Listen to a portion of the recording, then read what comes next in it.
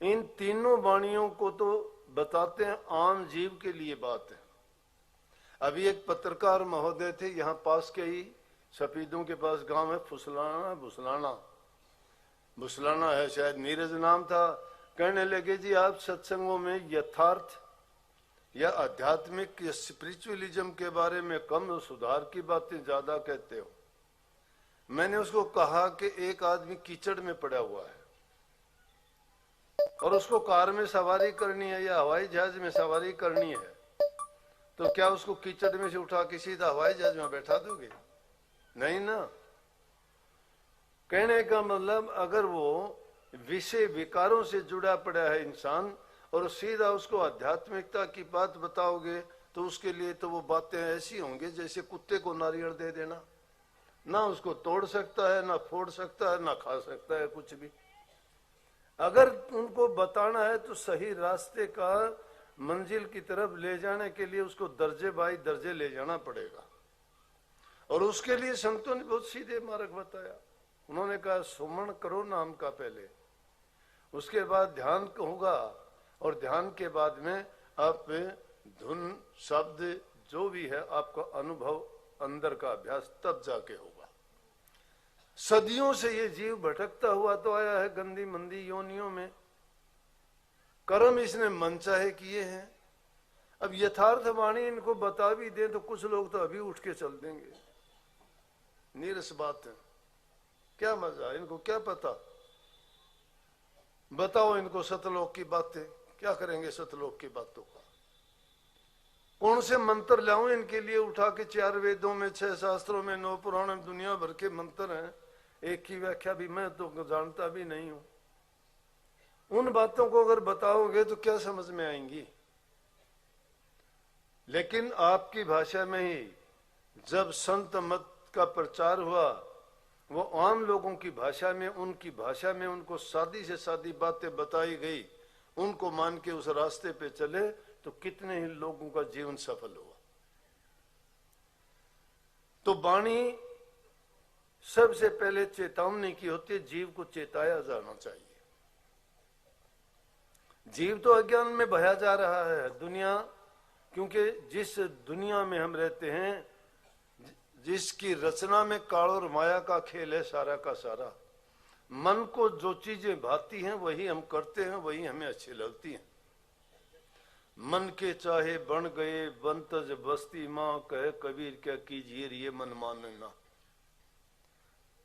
लेकिन संतों ने कहा कि मन तो अपनी मर्जी करेगा, इसको जो अच्छा लगेगा वो करेगा। और उसके लिए इस शरीर में अनेकों इंद्रियां लगा रखी हैं, ज्ञान इंद्रिय है, कर्म इंद्रिय है, उनमें स्वाद आनंद भोगने के लिए मन करता है, उसी इंद्रिय के भाग पर बैठ जाता है ये, और वही चाह रखता है। और उस चाह को पूरा करने के लिए वो कर्म चाहे गंदा है, चाहे बुरा है, चाहे कैसा भी है, वो पूरी करता है अपनी। उसके लिए इच्छाएं पैदा हो जाती हैं। इच्छाएं जब नहीं बढ़ती, तृष्णाएं बढ़ जाती हैं, और तृष्णाओं और इच्छाओं के समुद्र में जब ये जीव डुबकियां लगाने शुरू कर देता, फिर निकलना बड़ा कठिन हो जाता है। कोई महापुरुष जब आता है तो उसको चेतावनी देगा कि देख भाई, जो तू काम करता है, कर्म करता है, इस कर्म का परिणाम ये होगा। अब ये वो आपकी मर्जी है। इसीलिए इस वाणी में नानक साहब ने कही कि तेरी जो अब ये मौका जो मिल गया है ये फिर नहीं मिलेगा, ऐसा मौका। ना ये माँ मिलेगी, ना ये पिता मिलेगा, ना ये दुनिया मिलेगी, ना ये भाई मिलेंगे, ना अच्छे लोग मिलेंगे, ना संत मिलेंगे, ना सत्संग मिलेंगे, और ना ही तुम्हें ये ज्ञान मिलेगा।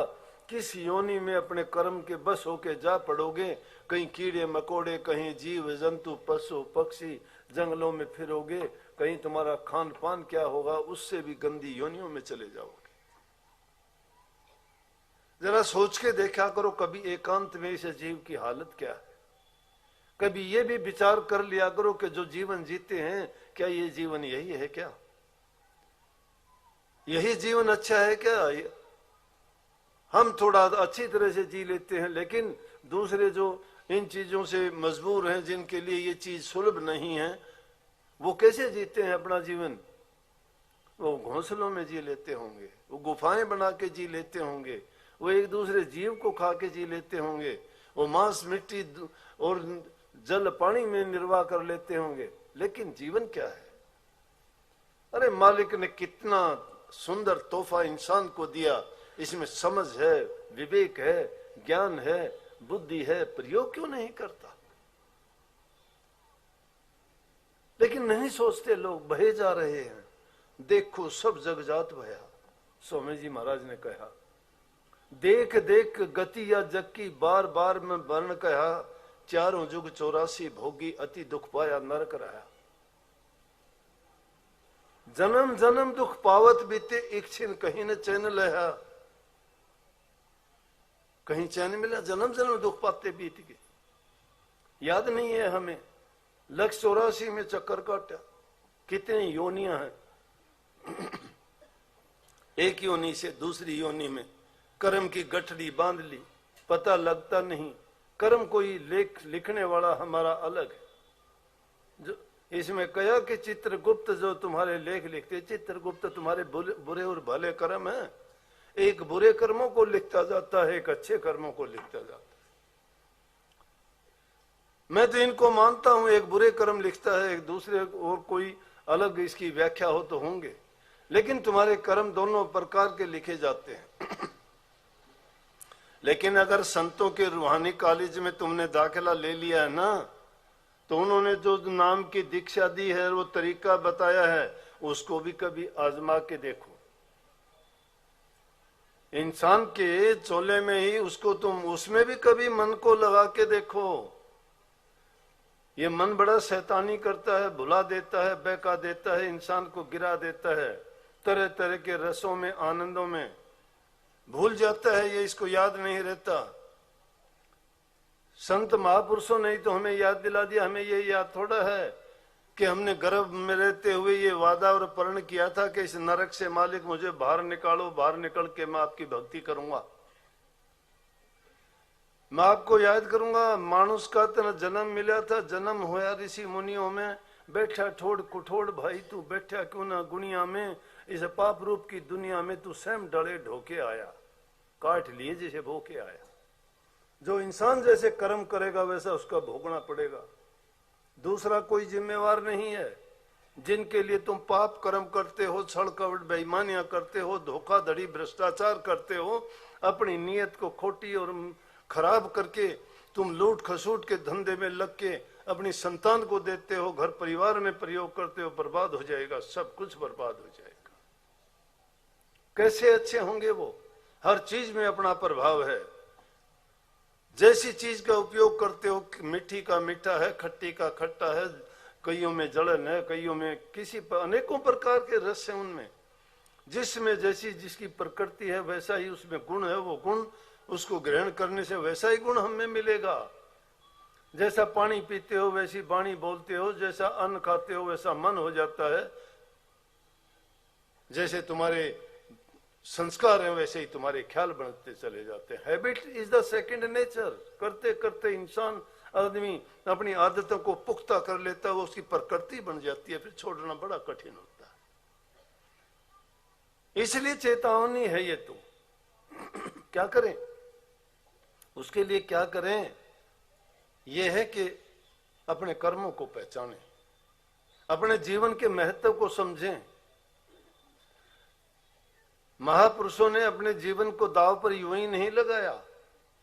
उनको भी किसी का संदेश और कोई हुक्म था कि उनके जो ये जीव जिनकी संतान है वो दुखी हैं, उनको इसे दुख भरी दुनिया से संदेश देने के लिए, उनको रास्ता दिखाने के लिए, भटके हुओं को मार्ग पर लगाने के लिए समय समय पर आते रहे, आते रहेंगे। इन बातों में पढ़ने की जरूरत नहीं है कि क्या है तुझे पराई क्या पड़ी, अपनी आप न मेड़। दूसरों की बुराइयों को देखने खोजने की बजाय अपने आप में सुधार कर लो, या दूसरे में बुराइयां देखते हो तो ये तुलना किया करो कि मेरे अंदर ये बुराई ना आनी चाहिए। अच्छे गुण किसी के अंदर देखते हो तो ये सोचा करो कि मेरे अंदर भी ऐसे गुण होने चाहिए। हम सोचते तो हैं किसी का मुकाबला करने के लिए, और वो मुकाबला नहीं कर सकते तो फिर क्या करते हैं कि उनके बदले में ईर्ष्या कर लेते हैं।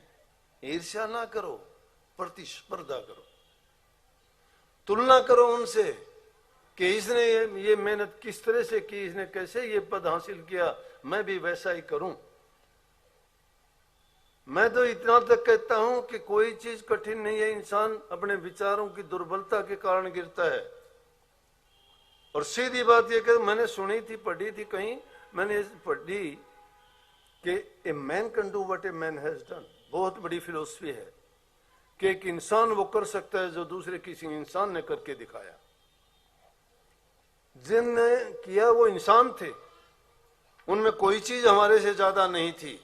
उनकी लगन पक्की थी, उनकी मेहनत थी, उनके अंदर करने का जज्बा था, उन्होंने तप किया, उसके लिए त्याग किया, उन्होंने साधना की, उन्होंने मेहनत की। जो इंसान मेहनत करता है, जो त्याग करता है, जो आदमी अपने आप को इतना किसी चीज के लिए उसमें रत कर देता है तो उसी का रूप बन जाता है। क्यों नहीं हासिल होगा? इसीलिए कबीर साहब जैसे संतों ने तो सीधी भाषा में कहा कि जीवत समझो, जीवत बुझो, जीवत मुक्ति निवासा, मोए मुक्ति बतावे गुरु आज उठा दे विश्वासा।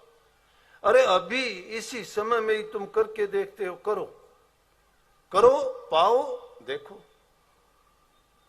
खुद उसका अनुभव करो। लेकिन क्या करते हैं हम? कहते हैं करते नहीं, मुंह के बड़े लबार, काला मुखड़ा होएगा साईं के दरबार। कहते हैं कहनी मीठी खांड सी और करनी विष की लो, कहनी सी करनी करे तो विष का अमृत हो।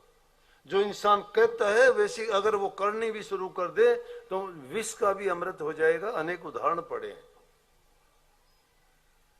कहनी सी करनी, उस नाम में वो शक्ति है, जिस नाम, वो नाम आपको भी मिला है लेकिन आप उस नाम को जानते ही नहीं हो, खोज नहीं की, सेवन नहीं किया, उसका अभ्यास नहीं किया, उस नाम के महत्व को जाने समझे नहीं। एक ही नाम है वो। संतों ने वो नाम आपको भी दे दिया, उन्होंने बता दिया कि भाई हमने तो उससे जो कुछ पाया है उसी से पाया है।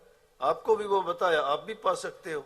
लेकिन नहीं, आप वो भी लेके कहते हो कि आप ही करना मेरा काम भी, कहते हो आप ही दया करना, मेरे से नहीं होगा। मतलब हम वो भी नहीं करना चाहते। करना खुद को ही पड़ेगा, दूसरा कोई किसी के लिए नहीं करता। और ये रूहानी दौलत कोई किसी को ऐसे देता भी नहीं है, ये उन्हीं को दी जाती है कि जिनसे काम लेना होता है। लेकिन उसके लिए मेहनत कैसी? बिना गुरु के नहीं मिलती। गुरु किसको कहते हैं? गुरु ज्ञान को ही कहते हैं, जो तुम्हारे अंधकार को मिटा दे, जो तुम्हारे ज्ञान चक्षुओं को खोल दे, तुम्हारे भ्रमों से तुम्हें बाहर निकाल के लेके आए, जो तुम्हारी आंखों पर इसे काल और माया का चश्मा चढ़ा हुआ है वो उतार दे। बड़ा कठिन है वो, बहुत कठिन है। बड़े लोग बहुत चीजें तज देते हैं, त्याग देते हैं, लेकिन उस त्याग में उनको मिलता कितना है और वो त्याग भी कैसा होना चाहिए, समझ के साथ काम करना चाहिए। कितने ही लोग शरीर को तकलीफ देते हैं, कोई तप करता है, कोई हठ करता है, कोई जप करता है, कोई दूध पे रहता है, कोई पानी पे रहता है, कोई फल आहारी है, लेकिन सही तरीका क्या है, उससे क्या सिद्धि, क्या मिल जाएगा? शरीर की तंदुरुस्ती ठीक है, उसके उनको संयम करने की आदत हो जाएगी, साधना करने का तरीका आ जाएगा, स्वास्थ्य उनका ठीक रहेगा। रोग बीमारी भी काफी बार लगा लेते हैं ऐसी गलती करके। लेकिन संतों ने तो इसको ये कह दिया कि अगर इस जीवन को तुम स्वाभाविक रूप से जैसा मिला है उसके अनुसार प्राकृतिक तरीके से अगर जीते जीवो और उसके साथ साथ जो अच्छे काम है वो करो, और सब कामों को करते हुए प्रभु भक्ति के लिए समय निकालते हुए उनको याद करो और उसे नाम की कमाई करते करते अपने जीवन को सफल कर जाओगे। सभी कोई काम नहीं छोड़ना, किसी काम से भागना नहीं, ना बच्चों को छोड़ के भागना, ना घर बार को छोड़ना, ना व्यवसाय को त्यागना। जो इंसान दो रोटी का काम नहीं करता है तो दूसरे पर वजन बढ़ जाता है, भूख लगेगी इंसान को। शरीर का दोष नहीं है, शरीर को अच्छे ढंग से जो जरूरत है वो जरूरत की चीजें इसको दो, नहीं दोगे तो ये शरीर खत्म हो जाएगा। शरीर तो उस प्रकार से जिस प्रकार के सांप के रहने के लिए उसका घर, उसकी बम्बी होती है, और बम्बी को खत्म करने से क्या फायदा है?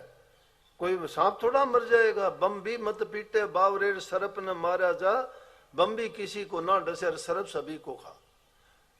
वो सांप गलती करता रहने वाला तो मन है, दुष्ट है, वो दुष्टता करता है, उसको समझाओ, उसको सही रास्ते पे लेके आओ। परंतु त्याग भी जरूरी है, ढंग ढंग का त्यागना है।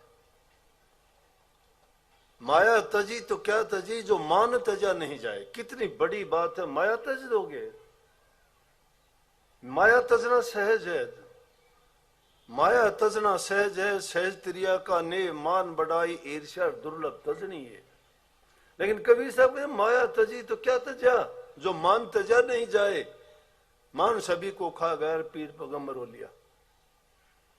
माया तज देगा इंसान, बहुत बड़ी बात नहीं है, लेकिन मान नहीं तजा जा सकता। मान क्या है? अभिमान है। इंसान सोचता है कि मैं ये कर दूं, मैं वो हूं, मैं ये है। छोटी मोटी बात में हम भी अभिमान करते हैं। कोई ताकत का करता है, कोई बड़े परिवार का करता है, कोई रूप हुसन का करता है, कोई धन दौलत का करता है, कोई भाई बंधुओं का करता है। क्या है ये? किस चीज का अभिमान है? रावण के घर में 1 लाख पुत्र, 1.25 लाख नाती थे, देर नहीं लगी। राजा सगर के 60,000 पुत्र थे, कपिल मुनि ने एक क्षण में भस्म कर दिए। क्यों हो गए? अभिमान के कारण हो गए। दुर्योधन के 101 भाई थे, 56 करोड़ यदुवंशी थे। सारे के सारे महाभारत के युद्ध में दिया जलाने वाला नहीं बचा उनके घर में। ये है अभिमान। तो जिन चीजों का हम अभिमान करते हो, काम क्या आएंगे? रूप हुसन का करते हो, बीमारी लगी, रोग लगी, कोई ऐसा रोग लग जाएगा, चेहरा देखने को भी लोग पसंद नहीं करेंगे। कभी किसी चीज का अभिमान ना करो। अभिमान बहुत बुरा है। इसलिए कही कि माया तजना कोई मुश्किल नहीं है, छोड़ देते हैं। लेकिन मान तजो, मान ना रखो। लेकिन इसका यह मतलब भी नहीं है कि सेल्फ रिस्पेक्ट को खत्म कर दो, आत्म सम्मान ना गंवाओ। आत्म सम्मान इंसान का क्या है? इंसान हो, परमात्मा के बाद में इंसान का दूसरा दर्जा है। लेकिन इंसान जो काम कर सकता है वो दूसरा जीव कोई नहीं कर सकता। 84 लाख योनि में स्वामी जी महाराज ने